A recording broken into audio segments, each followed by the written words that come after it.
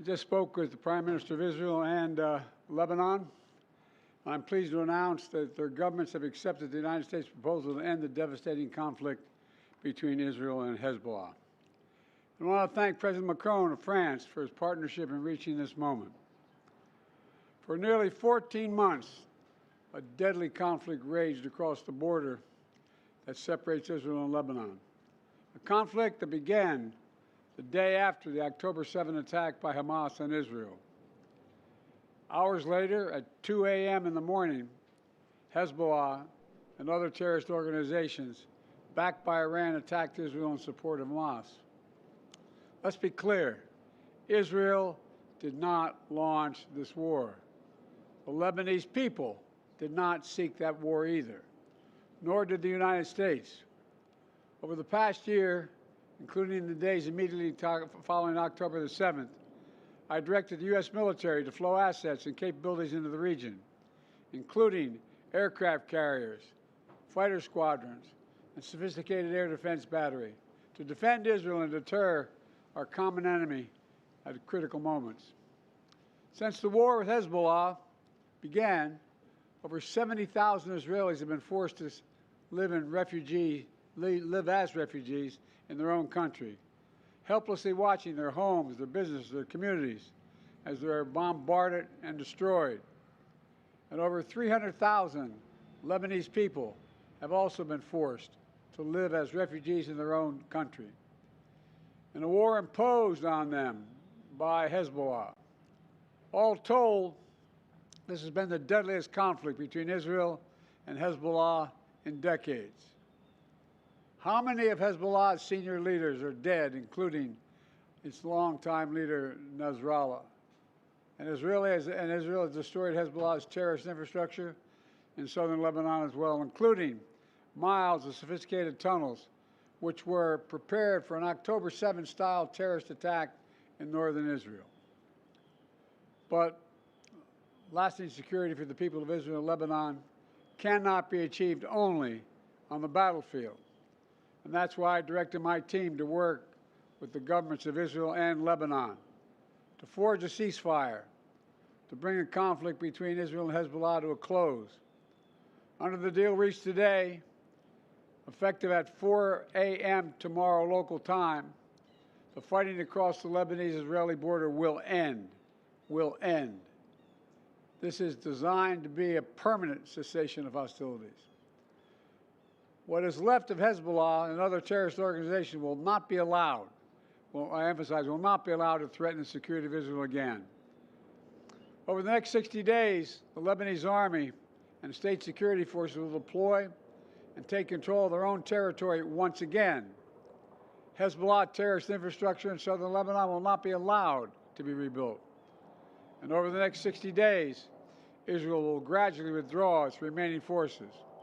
And civilians on both sides will soon be able to safely return to their communities and begin to rebuild their homes, their schools, their farms, their businesses, and their very lives. We're determined this conflict will not be just another cycle of violence.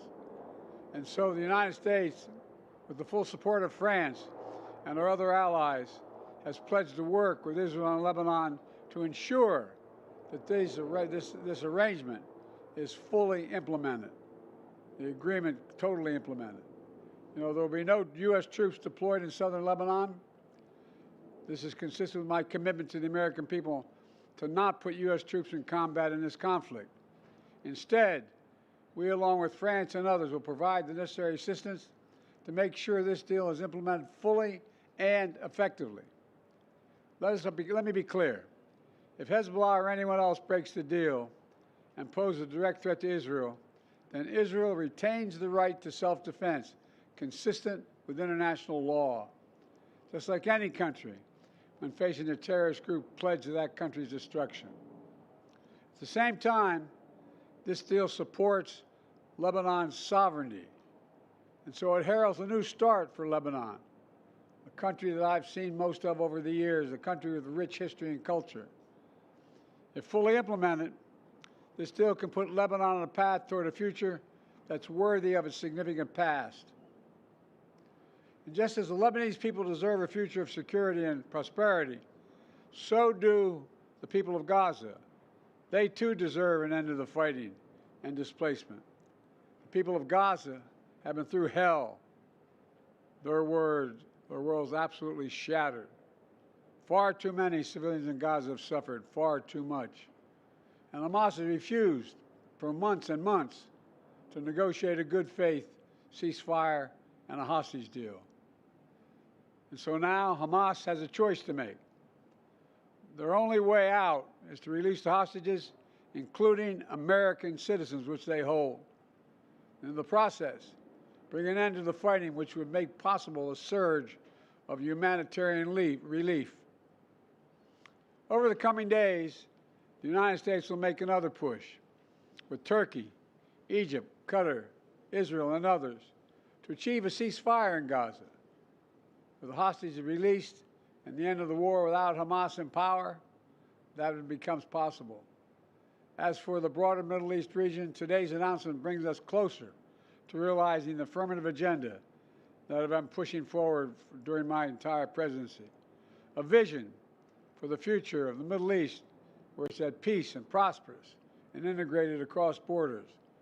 A future where Palestinians have a state of their own, one that fulfills its people's legitimate aspirations, one that cannot threaten Israel or harbor terrorist groups with backing from Iran.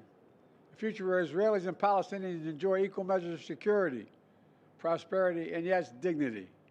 To that end, the United States remains prepared to conclude a set of historic deals with Saudi Arabia, to include a security pact and economic assurances, together with a credible pathway for establishing a Palestinian state and the full normalization of relations between Saudi Arabia and Israel, a desire they both have. I believe this agenda remains possible, and in my remaining time in office, I'll work tirelessly to advance this vision for an integrated, secure, and prosperous region, all of which strengthens America's national security. Getting all this done will require making some hard choices. Israel has been bold on the battlefield. Iran and its proxies have paid a very heavy price. Now Israel must be bold in turning tactical gains against Iran and its proxies into a coherent strategy that secures Israel's long-term safety and advances a broader peace and prosperity in the region. Today's announcement is a critical step in advancing that vision. And so I applaud the courageous decision made by the leaders of Lebanon and Israel to end the violence.